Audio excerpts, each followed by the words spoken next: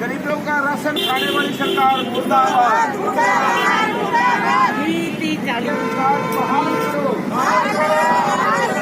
नरेंद्र मोदी मुर्दाबाद मुर्दाबाद मुर्दाबाद। सेंट्रल सरकार मुर्दाबाद मुर्दाबाद मुर्दाबाद। एमएसपी जिंदाबाद जिंदाबाद जिंदाबाद।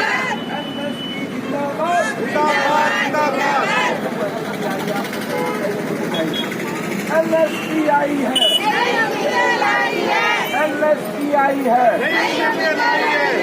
गरीबों के कर्जे माफ करो,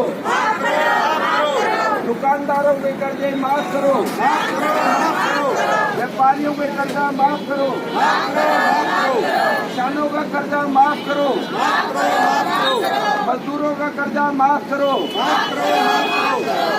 गरीब मजदूरों की लूट बंद करो, बंद करो। एमएसपी जिंदाबाद जिंदाबाद जिंदाबाद।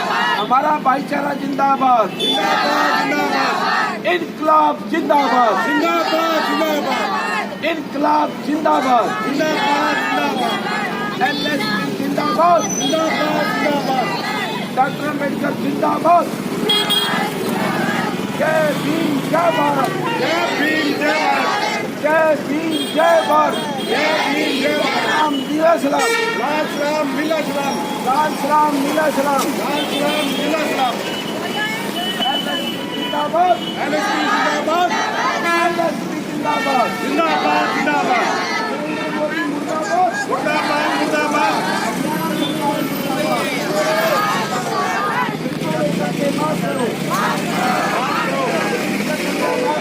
हमारे राशन कार्ड दोबारा बन जाए, हमें सहायता मिले।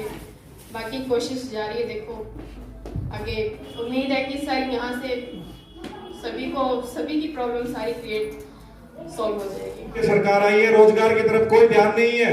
ये सरकार बोलती थी कि हम 2 करोड़ रोजगार देंगे हर साल, लेकिन आपको 2 करोड़ देने के बजाय पानीपत की इंडस्ट्री को मैं बताना चाहता हूं। बाकी तो हमारे बीच में आदरणीय मणिराम बेलान जी आपको विस्तार से एक एक चीज पे बताएंगे और आपको क्लियर करेंगे, लेकिन पानीपत की इंडस्ट्री को 75% ठप करने का काम इस सरकार ने किया।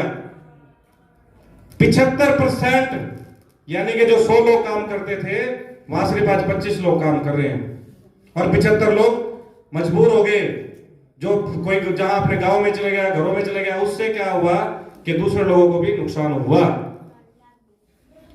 तो यही सभी बात अभी जो मैडम ने आप लोगों को बताई, और मैं आप लोगों से उम्मीद भी रखूंगा कि आप इसको बड़ा गंभीरता से सोचेंगे और इस पे इसको अमल करके आगे जीवन में जो आप लोगों के साथ हो रहा है, तो आने वाली पीढ़ियों के हक अधिकारों के साथ ना बढ़ा दी है, तो आम जनता बहुत ज्यादा परेशान है। इन चीजों को ध्यान में रखते हुए हमने 4 साल पहले ये पार्टी बनाई, लेकिन जब से देखा लोगों को कि लोग बहुत ज्यादा पीड़ित हैं, खास करके महिलाएं रसोई की चीजों से परेशान है, तो इन चीजों, क्योंकि मैं भी एक महिला हूँ, तो ये जो दर्द मैं भी झेल रही हूँ। जो सिलेंडर हमें 400 रुपए का मिलता था, आज वो सिलेंडर 1100 रुपए का हो गया।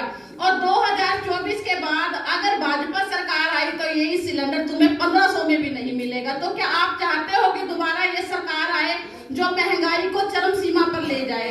इन्हीं चीजों को मद्देनजर रखते हुए हमने ये बीड़ा उठाया है कि समाज का दबा कुचला परिवार है, जहाँ जो गरीब जनता है, उनकी आवाज बुलंद की जाए। आप लोगों की आवाज बनने के लिए हमने घर घर जाकर ये बीड़ा उठाया कि आपकी आवाज को बुलंद करें और आपकी आवाज जो हम सरकार तक पहुंचाए। इसीलिए हमें पता लगा कि आप सब लोगों का राशन कार्ड, आज जो लोग गरीब है उनको एक डिपो। थोड़ा जयवीर को ऊंची आवाज बोले करो, फायदा होगा सभी को। मेरे बोलना तो खैर आता नहीं जी। जैसे कि एक भेड़ चाल बताते हैं, जैसे तो मनीराम जी हमारे सीनियर साथी आगे हैं और बाकी हम सारे भेड़ बढ़ के इनके मगर लगे रहे तो रास्ता रोक देंगे। वोट हमारा राह तुम्हारा कभी नहीं चलेगा। जी। तो ये तो राशन कार्ड वाले तो कोई खास ज्यादा बात नहीं है। इन लोगों ने तो हमारे को दुखी करना जो कोई बात, गरीब लोग का कट गया तो क्यों नहीं है? ये तो दुखी करने वाली बात है। तो भाग हो जाएगी, थोड़ा टाइम लगेगा। उसी को काट गया है, क्यों नहीं है? जय गुरु। जो ये सरकारें हैं, चाहे वो केंद्र की सरकार हो चाहे वो राज्य की सरकार हो, जिस तरीके से आम आदमी के हक अधिकारों पर जो हमला कर रही है, कोई भी विपक्ष, कोई भी पक्ष, कोई भी नेता, कोई भी समाज का जो लीडर है आपकी बात करने के लिए कहीं भी तैयार नहीं है, कहीं भी दिखाई नहीं पड़ता। ऐसे समय पे आप लोगों की आवाज बनकर माननीय मणिराम पहलान जी जो निकले हैं, और लगातार आज से नहीं, अभी उन्होंने बताया आपको, उन्होंने तो बहुत कम समय का आपको बताया, जो मोटा मोटा आप लोगों को भरोसा दिलाया कि आप उन पर भरोसा क्यों करें। लेकिन मैं आपको बताना चाहता हूं, मैं पानीपत से चलकर आया हूं। मैं माननीय मणिराम पहलान साहब के साथ लगभग 12 साल से मैं काम कर रहा हूं। के प्रति, जो वंचितों के प्रति, जो दीनहीन दुखियों के प्रति जो उनकी सोच, जो उनके हृदय में जो पीड़ा, जो दर्द उनके दिल में, उससे मैं प्रभावित होकर लगातार कंटिन्यू उनके साथ काम कर रहा हूं। तो ऐसे महापुरुष, ऐसे व्यक्ति को या ऐसे शख्सियत को हम आम आदमी की नजर से नहीं देख सकते। जहां लोगों को अपने मतलब से मतलब है, जहां लोग अपने बारे में नहीं सोच पा रहे, ऐसे माहौल में आप लोगों के बारे में जो सोच रहे हैं या उसके लिए वो निकल पड़े हैं और जो लगातार कार्य कर रहे हैं, तो मैं आप लोगों से रिक्वेस्ट करता हूं कि आपको भरोसा करना चाहिए और ऐसी शख्सियत का साथ देना चाहिए। बताइए, साथ देंगे दोनों? मुर्दाबाद मुर्दाबाद मुर्दाबाद खट्टर सरकार, मुर्दाबाद मोदी सरकार, मुर्दाबाद खट्टर सरकार, मुर्दाबाद डॉक्टर भीमराव अम्बेडकर, जिंदाबाद डॉक्टर भीमराव अम्बेडकर, जिंदाबाद खट्टर सरकार, मुर्दाबाद मोदी सरकार, मुर्दाबाद।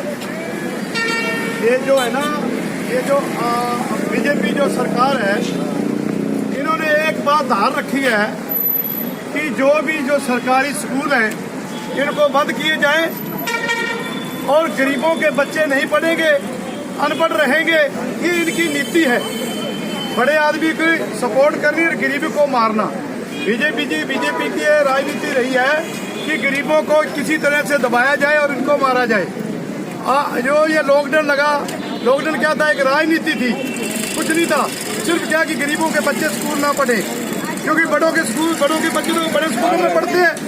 इसलिए गरीबों के ऊपर ये बहुत बड़ी एक राजनीति तौर पर इनको दबोचा जा रहा है और दबाया जा रहा है। और जो बीपीएल कार्ड की बात ले लो, इनको क्या पता, अगर इन्होंने अपना घर बसाया हो तो इनको पता हो कि घर कैसे चलता है, क्योंकि इनको तो पता ही नहीं इस बात का भी घर कैसे चलता है। जो बच्चे नहीं है, और आप ये सोचो भी बाहर से लड़के आ जाओगे तो घर आओगे, घर वाली कहेगी भी क्या बात होगी, इनको तो ये भी पूछने वाला नहीं है भी क्या बात होगी तुम्हारे से। तो ये बात है भैया, ना तो मोदी को पता है और ना ये खट्टर सरकार को पता है। ये आरएसएस सरकार चला रही है और आरएसएस की जो मंजू स्मृति के हिसाब से गरीबों को दबाया जा रहा है। इसलिए हम इसकी कड़े शब्दों में निंदा करते हैं। मैं जीत सिंह खालसा, हरियाणा सिख गुरुद्वारा प्रबंधक कमेटी मेंबर एक्स, इसलिए मैं डॉक्टर भीमराव अम्बेडकर का नाम सुन के यहाँ आया हूँ और मैं इनका समर्थन करता हूँ कि खट्टर सरकार को जागना चाहिए और जो बीपीएल कार्ड जितने भी काटे हैं लोगों के, वो जो है वो दोबारा बनाने चाहिए। ये मूर्ख बना रहे हैं जब कार्ड कर रहे हैं। सरकारी नौकरियां काट दी इन्होंने, आज तक कोई सरकारी नौकरी नहीं लगा, कोई आईपीएस अफसर नहीं लगा, क्योंकि पता है इनको भी गरीबों के बच्चे पढ़ लिख गए हैं। और उनकी जब बारी आती है तो कहते हैं कदागिरी में लगे, आप बन जाओ, कदागिरी में आ जाओ। तो मेरा कहने का मतलब भैया, ये जो सरकार है ये खत्म हुई सरकार है। बीजेपी सरकार खत्म है, आरएसएस जैसे कोई चलाता वैसे चलती है। ये नकम्मी और बेकार सरकार है। तो मैं सभी भाई से अनुरोध करता हूँ कि इस इसका जहां भी कोई प्रॉब्लम का पूरा विरोध किया जाए, डट के विरोध किया जाए। खट्टर सरकार, खट्टर सरकार, मोदी सरकार, मैं बोला मोदी साहब, आपने बोला हाय हाय। मोदी सरकार, मोदी सरकार, खट्टर सरकार, मोदी सरकार।